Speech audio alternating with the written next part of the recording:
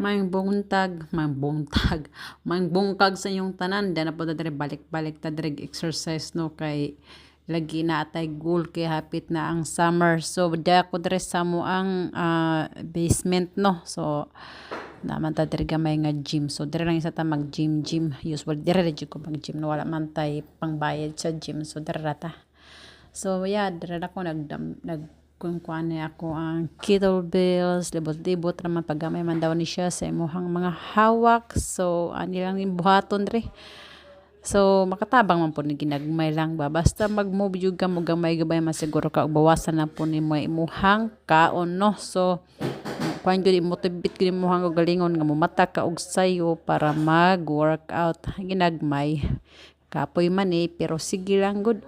So kanina po siya kuan man siya baka na kaning barba nga imuhang butangan mo tanay siya mga weight no pero wa na ko butangi kay bugat naman ni daan di tapalabi pa bugat no kay bugat naman ni pat datong lawas parte pong bugata di kada og hapit aning bar no.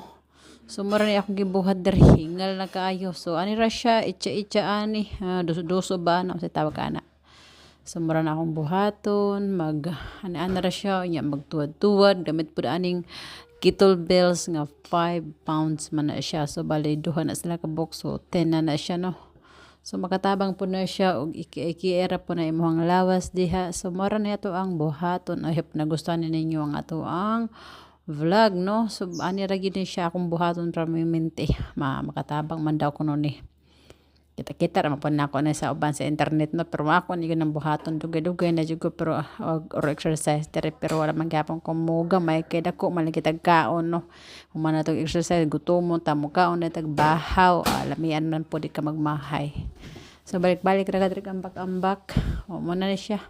So warm up na lang ni siya kay human naman ta ni gamay na lang ning kulang human na ta kay wa na tay time. So dinhi lang kutob daghang salamat, bye bye.